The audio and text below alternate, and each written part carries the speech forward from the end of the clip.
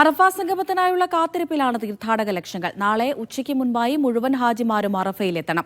വൈകുന്നേരം വരെ പ്രാർത്ഥനയിൽ കഴിയുന്ന വിശ്വാസികൾ സൂര്യാസ്തമയത്തിന് ശേഷം മുസ്തലിഫയിലേക്ക് നീങ്ങും. അറഫ സംഗമത്തിനായി ഹാജിമാർ മാനസികവും ശാരീരികവുമായി ഒരുങ്ങിക്കഴിഞ്ഞു. അറഫയാണ് ഏറ്റവും പ്രധാനപ്പെട്ട ഹജ്ജിൻ്റെ അടിസ്ഥാനപരമായ കർമ്മം. ബാക്കിയൊക്കെ അതിൻ്റെ ശാഖകളാണ് എന്നാണ് പഠിപ്പിക്കപ്പെട്ടിട്ടുള്ളത്. അതുകൊണ്ട് തന്നെ അറഫയിലെ ദിവസത്തിൽ ഏറ്റവും കൂടുതൽ പ്രാർത്ഥനകൾ, അതുപോലെ തന്നെ ഖുർആൻ പാരായണങ്ങൾ ഒക്കെയാണ് ഞങ്ങൾ എല്ലാ ഹാജിമാരും, ലോകത്തുള്ള എല്ലാ ഹാജിമാരും, പ്രത്യേകിച്ച് ലോകത്തുള്ള മുസ്ലിം സമൂഹം ഇന്ന് അനുഭവിക്കുന്ന ഗസ ഉൾപ്പെടെയുള്ള പ്രയാസങ്ങൾ മുമ്പിൽ വെച്ചുകൊണ്ട് ഏകനായ ദൈവത്തോട് ഈ പ്രതിസന്ധികൾ മാറിക്കിട്ടാനും കൂടുതൽ വിശ്വാസപരമായ കരുത്ത് ആർജിച്ചെടുക്കാനും അത് മുഖേന ഈ ലോകത്തും നാളെ പരലോകത്തും രക്ഷ പ്രാപിക്കാനുമൊക്കെ വേണ്ടിയിട്ടുള്ള ആത്മാർത്ഥമായ പ്രാർത്ഥനകൾ ആണ് ഹാജിമാരിൽ നിന്ന് അവിടെ ഉണ്ടാവുക.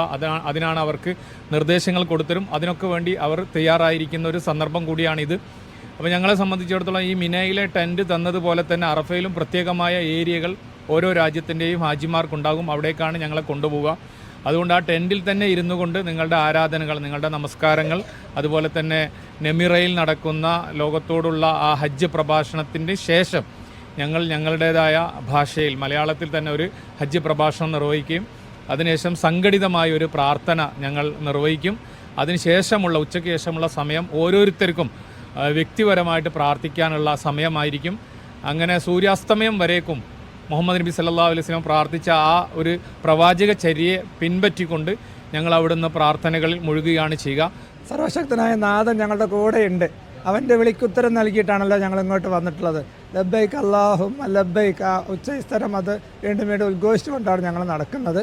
പിന്നെ ഞങ്ങളൊരു യാത്രാ സംഘം ഒന്നിച്ചായതുകൊണ്ട് ഞങ്ങൾക്ക് അതിൻ്റെ ഒരു സപ്പോർട്ടും കൂടെ ഉണ്ട്. ഞങ്ങളെ പരസ്പര സഹായം അത് ഇവിടെ നിന്ന് കിട്ടിയിട്ടുള്ള ഏറ്റവും വലിയൊരു ശക്തി അതാണ്. മനുഷ്യർ ഒറ്റയ്ക്ക് ചിന്തിക്കേണ്ടവനല്ല, ഒരു കൂട്ടായ്മയിലൂടെ നമുക്ക് ജീവിതമുള്ളൂ. അതാണ് നമ്മൾ ഇവിടുന്ന് പാഠം പഠിപ്പിക്കുന്നത്. മാത്രമല്ല ഇവിടുന്ന് കിട്ടുന്ന പാഠം കേവലം ഒരു ഹജ്ജ് തീർത്ഥാടനം എന്നതിലുപരി നാട്ടിൽ നമുക്ക് ചെയ്യേണ്ട, കരുത്തോടുകൂടെ നമുക്ക് ചെയ്ത് തീർക്കേണ്ട ഒരുപാട് ഉത്തരവാദിത്തങ്ങളും കൂടെ ആയിട്ടാണ് ഓരോ ഹാജിയും ഇവിടുന്ന് യാത്ര തിരിക്കുന്നതെന്ന് ഞങ്ങൾക്ക് ഇവിടുന്ന് ബോധ്യപ്പെട്ടു എന്നത് വളരെ സന്തോഷമുണ്ട്.